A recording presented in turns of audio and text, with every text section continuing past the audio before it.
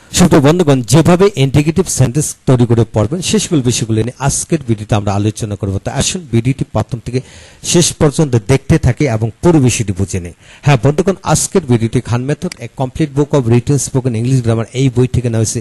এই বইটি সম্পূর্ণ বাংলা অর্থসাগর এবং ভিডিও লেকচার আলোকে তৈরি করেছে। ইতিমধ্যে এই বইটির উপর 450-র অধিক ভিডিও লেকচার তৈরি করে ফেসবুক, ইউটিউবে আপলোড দেওয়া হয়েছে। আপনারা ভিডিওগুলো দেখুন, ইনশাআল্লাহ প্রতিটি ভিডিও থেকে আপনারা অনেক কিছু শিখতে পারবেন এবং ভালো লাগবে। হ্যাঁ বন্ধুগণ, যাদের ভিডিও লেকচার দরকার কমেন্টস করুন, আমরা উক্ত ভিডিও লিঙ্কটি দিয়ে দিব এবং এছাড়াও ভিডিও লেকচার নিতে চাইলে পেন ড্রাইভে আপনারা নিতে পারেন।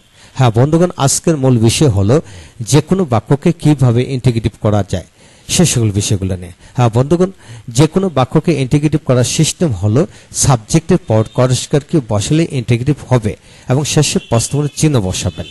আর ইংরেজিতে হলো বাক্য ব্যবহৃত অক্সিলারি ভার্বটি সাবজেক্টের আগে বসালে ইন্টিগ্রেটিভ হবে। এই হলো সঠিক নিয়ম।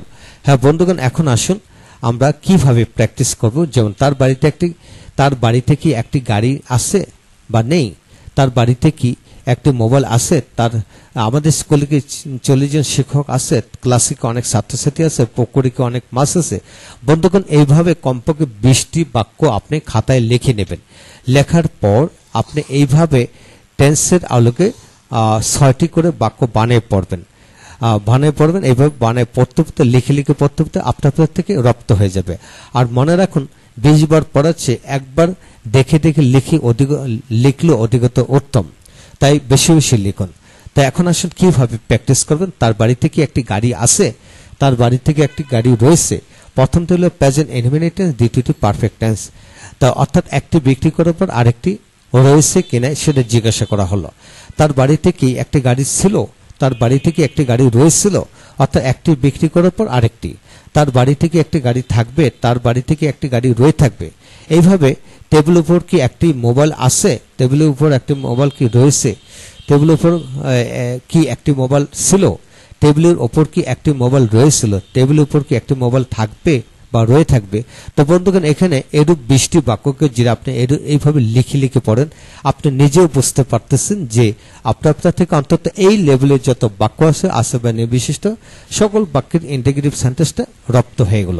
তারপর আসেন ইন্টিগ্রেটিভ কিভাবে করবেন। তো বন্ধুগণ, আমরা জানি কোথাও কোনো কিছু আছে বা নেই হতে দ্যাট ডি বাক্য করতে হবে। That is a car in his house, তার বাড়িতে একটি গাড়ি আছে। That is a car in his house, এটাকে ইন্টিগ্রেটিভ হলো অক্সিলারি ভার্বটা সাবজেক্টের আগে নিয়ে আসেন।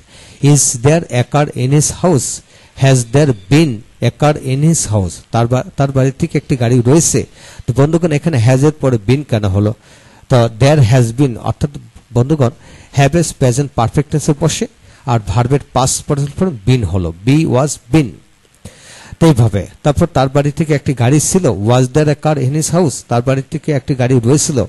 Had there been a car in his house, তার বাড়ি থেকে একটি গাড়ি থাকবে। Will there be a car in his house, তার বাড়ি থেকে একটি গাড়ি রয়ে থাকবে।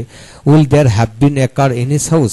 তো এইভাবে বন্ধুগণ, উপরে যতগুলো বাক্য আছে প্রতিটা বাক্য ট্রান্সলেট করে এইভাবে আপনি যদি প্র্যাকটিস করেন, মনে অজান্তে পুরো বিষয়টি রপ্ত হবে। বিশ্বাস রাখুন, বিশ্বাস যত গভীর হবে আপনার চিন্তা চেতনা, আপনার মস্তিষ্ক তত গভীরভাবে কাজ করবে এবং একবার পড়াতে আপনি রপ্ত করতে পারবেন। হ্যাঁ বন্ধুগণ, ভালো থাকুন, পরবর্তী ভিডিওগুলো দেখতে থাকুন। Thank you very much.